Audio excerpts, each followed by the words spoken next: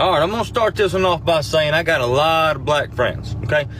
Most of them I got through playing football. They were my teammates. We've been to war together on the football field, love them to death. Now, with that being said, ever since I have had said friends, they have told me that I have a bad habit of putting them in white people positions. I do not fully understand what they mean, but they gave me the reference of like passing a cop on a 2-lane road because he's going underneath the speed limit. Apparently they ain't supposed to do that. It makes them nervous. Anyway, about a week ago, get a call from a buddy of mine. Play football together. Says, hey buddy, I want you to come to a cookout. Hell, you ain't got to hit me in the face with a wet mop. I like cookouts. So I show up to the cookout. Alright. As I step out of my pick-em-up truck, I realize that the only 3 white things at this cookout is the salt shaker, the napkins, and me. Alright. As I'm walking up, I am being greeted by his grandma and grandpa, and his great-grandma and grandpa, and his 47 cousins. Alright, which there's no way for me to remember all these people's names. Anyway, there's a long table where the food everybody's eating at, okay? They bring me over and set me down at the head of the table. I'm already really uncomfortable at this point because I don't know what's about to happen. Well, they say the blessing and I get up to go fix my food. Well, I was not aware that at a black cookout, you do not fix your own plate. They fix your plate for you. Now, they bring me a whopping Dixie plate that some bitch is rounded off like this with barbecue, okay? And I'm gonna eat it.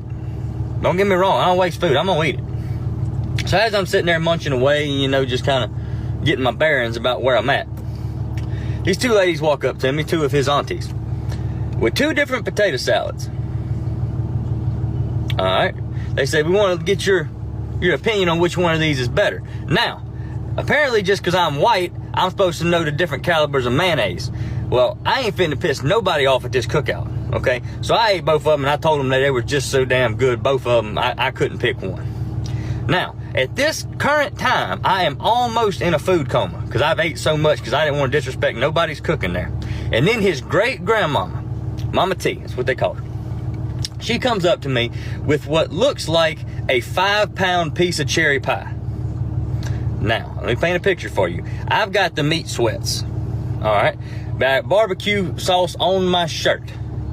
I'm drifting in and out of consciousness, and she's bringing me a 5-pound piece of pie. Now, I saw Friday After Next. I know what happens when you disrespect somebody's grandmama. I saw what happened to Craig and Day Day when they disrespect somebody's grandmama. You ain't finna be chasing me through these pines because we way out in the woods at this cookout. I'm white, not stupid. So as I eat this pie, which I'm eating this pie because I ain't finna piss off nobody, especially the head woman there because she's ranked up top. That's great grandma. So you don't mess with her. I finish this pie and I drift off into a Caucasian psychosis of a food coma. And I did just like this right here. Just like this. I went, whew, I'm full. As soon as I lifted my head back up, the table I'm sitting at is no more food on this table. I don't know how long I was out for. But somehow, I'm still in the same chair. I have been dealt into a high-stakes Spades game at an all-black cookout besides me. What the fuck is going on? How did I get here? At what point in my life did I take this turn to take me to where I'm at? And now the cards is in front of me, and I got no idea how to play spades, okay? None. I got no idea. All right, I'm white. We played Go Fish and Cornhole. All we did, we got bored one day, literally did the whitest thing possible, walked out in the field, got some corn, took our pocket knives and cut it off the stalk, all right? Put it in a bag, went over there, found some plywood in the shed, cut a hole in it, put it on an angle, and we tossed it at each other. That's what we do. I have no idea what spades is. So as they give me the runaround idea what the hell is going on with this spades game, I look at my hand and I realize that I probably got a pretty decent hand. Well, they asked me, they said, Zach, how many books you got? Which they had just explained this to me now. I'm talking about just now. I said, it looks like I got 8 books. Apparently that is the wrong damn answer for your first hand of spades ever, because as soon as I said I got 8 books, 3 Glock 9s hit the top of the table. I've got every damn spade that you could possibly have and 3 other aces. Well, as I survived that round, I go to get up, and one of his cousins come over and tapped me on the shoulder and said, hey, buddy, you want to go throw bones? I don't know what they're talking about. I ain't got a shitting clue what they're talking about. But I ain't gonna piss nobody off. You gotta understand, at this point, I am in survival mode. I am not pissing not one person off at this cookout. I do whatever they tell me to do. If they want me to stand on my head and blow bubbles out of my ass, I will do it. Don't hurt me. Okay? Now, I did not know bones meant dice. I was leaning more toward dominoes, which I kind of knew how to play from the Elks Lodge. But apparently, bones means dice. I lost $36 so fast my fucking head was spinning. Okay? And apparently when they yell gator, that just code word for the white man loses, because they just took my money and I just put some more down until I ran out of money. Which is fine. Made it through that one too.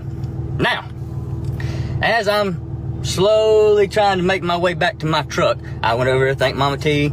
You know, I thank my buddy. I thanked everybody on the way to my truck. And I've got my truck in my sights. I am zeroed in on my truck trying to leave this place. Now, I get to my truck. I put my hand on my truck to go open it, and there's a sense of relief that comes over me. Like I didn't piss nobody off, nothing went wrong. I went, whew, I made it. Now, as I open my door, I feel a tap on my shoulder. I turn around. The whole damn cookout is behind me. Everybody there is right around my truck, with Mama T right there in the front and my buddy. And he looked at me, he said, hey buddy, next week's Mama T's birthday, you coming back? And I looked at him, bamboozled on what to say. And the only thing I could come up with was, you damn right I'm coming back, because that's the best damn barbecue I've ever had in my life. I don't know if you ever been to All Black Cookout, but I'm gonna tell you something. If you get the invitation, you better take that shit, because that is the best food you ever gonna get and the nicest damn people. I was scared shitless. I ain't gonna lie. I'm a big guy. I was acting like a little bitch. I didn't know what was happening. But at the same time, that's the most fun and some of the best people I've ever been around in my entire life. I'm going back next week. Bet. I told him, I said, y'all need me to bring something like some ice, because I ain't trying to cook with y'all. Y'all want some ice? Or like some, you want me to go get my little cousin Kyle that wears monster hats and shit? And bring him? You know, so he'll feel at home. He got wife beaters and stuff. What y'all need? They told me I couldn't bring nothing but myself, me, and I. Which I will be there. I'm white, not stupid. I ain't pissing nobody off. Shit.